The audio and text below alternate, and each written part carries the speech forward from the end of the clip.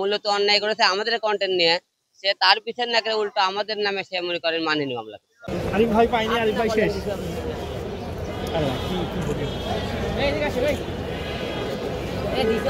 আদালতে আসার কারণ হলো যে আমার নামে দুইটা মামলার আজকে হাজতে আছে। একটা হলো যে আমার নামে একটা সিমি ইসলাম কলি নামে একটা মেয়ে আমার নামে, তারপরে আমার পাশে দেখেন জাহিদ আর আমাদের উপদীপ নামে তিনজন নামে একটা মামলা করেছে, একটা মিথ্যা মামলা, যেটা ইউটিউব চ্যানেল নিয়ে যে আমাদের সম্মানহানি করার জন্য সে আমাদের ভিডিও নিয়ে আমাদের নামে মনে করে কমপ্লেন করেছে, আমরা নাকি তার চ্যানেলে স্টেক দিয়েছি। যে সে মূলত অন্যায় করেছে আমাদের কন্টেন্ট নিয়ে, সে তার পিছনে না করে উল্টো আমাদের নামে সে মনে করেন মানহানি মামলা। এই বিষয়ে আমরা পুরোপুরি আমার লয়ার আপনাকে বিস্তারিত বলতে। সে ফৌজদারি কার্যবিধির ১০৭ এবং ১১৭ ধারায় মামলা। সিমি ইসলাম কলি নামে একজন প্রযোজক, উনি আসলে প্রযোজনায় ব্যস্ত থাকেন বলে উনি পরিচয় দেন। আসলে ওনার কোনো প্রযোজনা মিডিয়া ইন্ডাস্ট্রিতে নেই।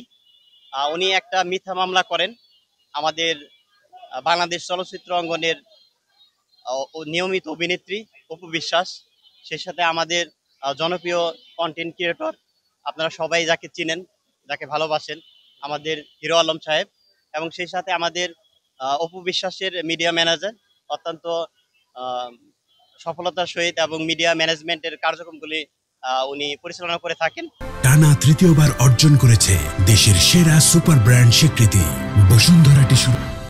আজকে হাজিরার একটি ডেট ছিল এবং জবাব দাখিলের জন্য একটি ডেট রয়েছে। আমরা যথারীতি ১ থেকে ৩ নং অর্থাৎ অপু বিশ্বাস, হিরো আলম এবং জাহিদুল ইসলাম আপন এর পক্ষে আমরা আজকে জবাব দাখিলের জন্য সময় চেয়েছি এবং দুইজন উপস্থিত হয়েছেন, তাদের হাজিরা দিয়েছি এবং অপু বিশ্বাসের পক্ষে আমরা একটি টাইম পিটিশন দিয়েছি, যেহেতু উনি ব্যস্ততার কারণে আজকে আদালতে উপস্থিত হতে পারেননি।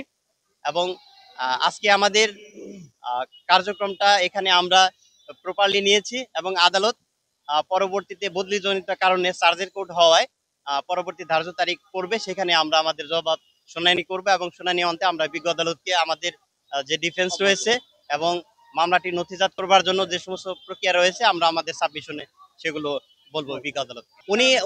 উনি ঢাকার বাইরে অবস্থান করায় উনি ব্যস্ত সময় পার করছেন, যে কারণে আমরা আদালতকে আমরা দরখাস্ত দিয়েছি যে ওনার উপস্থিতির জন্য আমরা একটু সময়ের আবেদন করেছি।